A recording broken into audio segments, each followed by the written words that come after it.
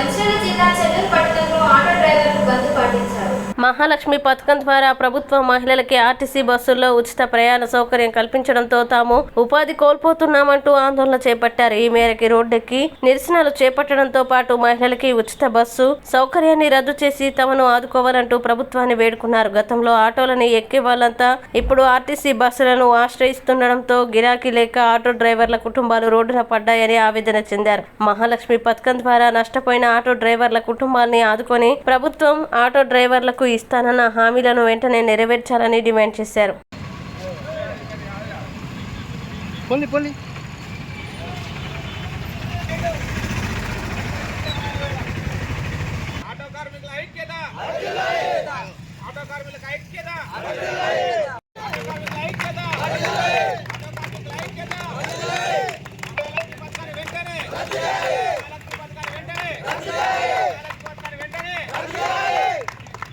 ప్రభుత్వం మహాలక్ష్మి పథకం ప్రకారంగా నష్టపోయిన ప్రతి ఒక్క ఆటో డ్రైవర్కి న్యాయం చేయాలి.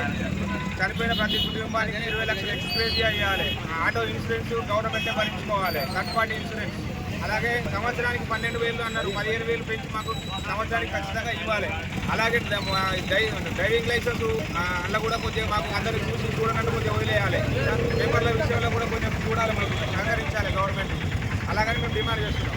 మహాలక్ష్మి పథకం ద్వారా ఫ్రీ బస్సుకు ఆటో డ్రైవర్లు నష్టపోయిన కనుక దానివల్ల ఈరోజు బంద్ పెట్టడం జరిగింది. అట్లాగే 50 సంవత్సరాలు నిండిన ఆటో డ్రైవర్కు పెన్షన్ సంవత్సరానికి 15,000 రూపాయలు ఇస్తానన్నారు. కాంగ్రెస్ ప్రభుత్వం ఇప్పటివరకు అమలు చేయలేదు, సంవత్సరం కావస్తుంది. దానికోసం నిరసనగా ఈరోజు రాష్ట్రం మొత్తం ఆటోలు బంద్ పెట్టడం జరిగింది. 10 లక్షలు యాక్సిడెంట్ బీమా మరియు ఆత్మహత్య చేసుకున్న ప్రతి ఆటో డ్రైవర్కు 50 లక్షలు